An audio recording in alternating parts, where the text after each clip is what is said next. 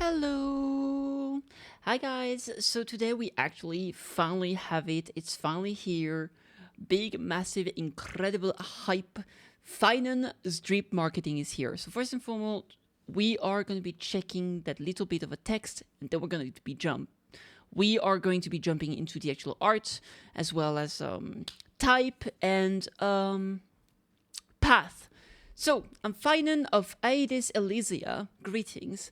As fellow Outlanders in Okema are meeting a surely fate's design, come, maybe we'll even have a chance to fight alongside each other in the future.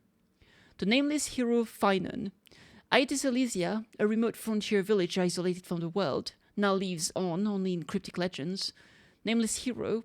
The Chrysos heir carrying the cold flames of world bearing, you must memorize the ideals of all worlds, carry the fate of multitudes, and bring the first light of dawn to the new world. But should dawn have never existed, let the fires of rage burn this body to ashes and transform into blazing sun of tomorrow. Okay. So obviously from Aedes Elysia, Okema, divine authority, ... And now we can actually look at this design and it looks glorious. It looks very, very good. So we have obviously a 5-star character. And that 5-star character is a physical destruction, if I'm not a silly goose. I do believe that is what it is.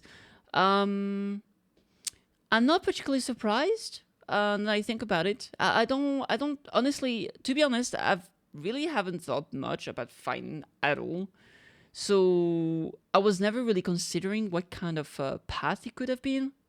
I mean, I feel like destruction was kind of clear cut, but I meant what kind of elemental type. Yeah, I think physical makes sense. I guess I could see him being like, oh, maybe lightning or even imaginary to some extent, I suppose. But I think physical is perfectly fine for him. Man, this art is so pretty, and the sword he's holding is great too. Absolutely love it. It has like a very nice guard. We can see like the shadowy creature behind him. It does look like kind of a ascending angel of some sort. It's kind of interesting to see because it seems like his clothes kind of becomes a bit more shredded in the back, as if they were transforming like into wings, which is very cool. I mean, to be fair, with this art here, it kind of looks like he's a one-winged angel, which is kind of fun. So yeah, I think it looks overall very, very cool. And definitely not like an antagonist that we're going to have to fight eventually. So there we go. Absolutely fantastic design.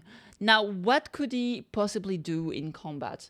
Honestly, so as a player of Honkai Impact 3rd, because I'm a massive weeb and I will play dead games, this is a joke, don't come after me. I do know that the, let's say, alternate version of Phainon that OG comes from Honkai Impact 3rd actually transform kind of into like a monster. And it kind of has like a big wings, big attacks, very, very cool looking. So what I'm wondering is that going to be represented here? Is Phainon going to be able to transform into an enhanced state, maybe where he will have new types of ability? Also, we've had more and more characters that have like new ways to cast the ultimate. So I wonder if we'll have a normal way of generating energy, or if it's gonna be a special way as well. Like maybe, you know, like we've had. I really, even though it's destruction, I really don't see them going again for a character that takes damage, like a berserker, like Mighty or Blade.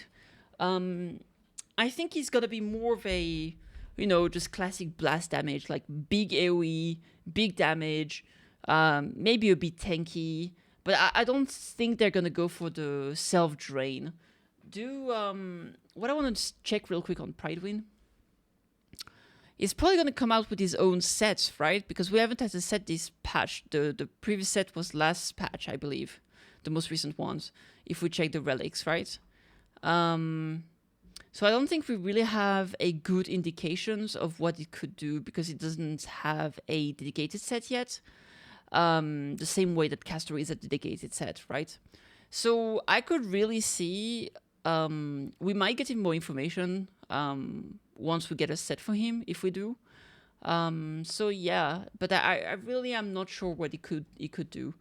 Because if you look at like destruction characters here, we have, see, like take damage, counter attack, self damage, massive SP cost, kind of like each team drain, and then it's like break characters basically. So I really don't know. I don't see him being a break character, and I don't really see him being a self like HP drain character. So maybe he might be a bit more similar to someone like Imbibitor Lune, but without having the massive SP cost, because I think that's probably not what you want to see nowadays. So just like big damage, maybe a way to enhance yourself, to go into an enhanced state and then unlock some new abilities. So kind of like imagine if Castoris would transform into Pollux rather than summon Pollux. I could see him being something like that. So maybe he's gonna be another character that has a zone, right? Because she summons that field. Maybe he's gonna have something like this. That could be cool. Anyway, let me know what you guys think. What do you want him to be? What do you hope he's gonna be? Are you gonna be pulling for him? I'm not sure yet, honestly. So far, I haven't really been particularly impressed by his character so far. So I'm not too sure. But to be honest, the artwork here is very fantastic, and I've been skipping a lot of male characters. I think the last one I pulled for was Ventrine, and honestly, that might have been the only male character 5-star I pulled for. Let me see. I didn't pull. I skipped Robin. I skipped the Naxa.